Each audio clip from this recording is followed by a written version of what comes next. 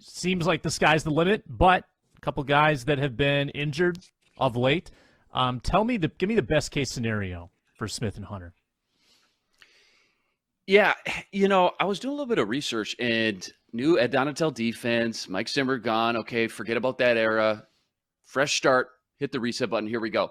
Easy to forget. They were second in sacks last year with 51 sacks, ranked behind just the Steelers with 54. What's wild about that, they didn't have one single player post double-digit sacks. I think it was Wanham that led the team with 8. So I know a lot of that is what Arif brought up. Great point last week. Zimmer was the worst when we've seen it 2-minute drills, but the other 56 minutes, he was still one of the better defensive coaches scheming up great looks for his personnel. This year, you head in without guys like Everson, Barr, Sheldon, Michael Pierce, Kenny Willekes, I think, had 2.5, 3 sacks. Combined for 16 sacks total, that's now left on the table. Little meat on the bone to be had. And when you look at Za'Darius and Hunter, now under Mike Smith, who they brought over from Green Bay, who I really like, and if they can stay healthy, right, that's the big question. I think a combined 25 to 30 sacks out of the two of them isn't out of the question. Their best seasons, according to PFF, both came in 2019. They both posted a nearly identical grade, a 90 grade, and had a collective 31 sacks. So,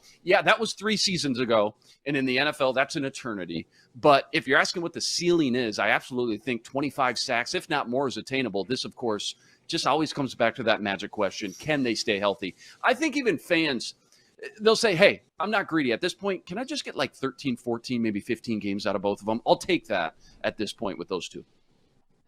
Yeah, no doubt.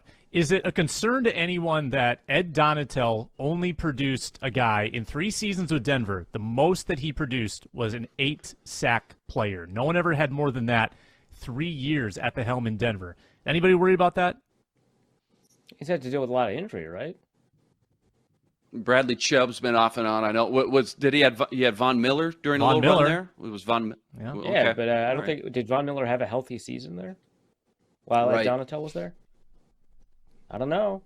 So it sounds like you're not concerned. I did a little one. Not that concerned. I mean, I don't know. It's not apples to apples. Really, it would be really difficult for Danielle Hunter if he plays 17 games for him to only produce 8 sacks, right? Like I don't believe that would happen. So Danielle Hunter, for his career, has a sack every 65 snaps. Za'Darius Smith has a sack every 87 snaps in his career.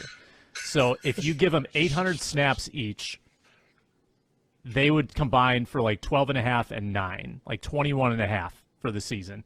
That's pretty good. I mean, if they're averaging double digits, they're healthy enough to get 20-plus sacks combined, I think Vikings fans would take that. Yeah. Wow. 1 every 65 snaps. Goodness. That's wild. Yeah, I'm not that concerned about Ed Donatel's history of pass rusher production. Yeah, I think if you look at 2019, like Luke said, I mean, I feel like that's a good doppelganger because that was the year where Za'Darius Smith paired up with Preston Smith, so 2 elite pass rushers on that team. And there's only so many sacks to go around, but they combined for 25.5. Hunter was, again, a top 10 pass rusher that season, paired with Everson Griffin, and they had like 22 sacks combined.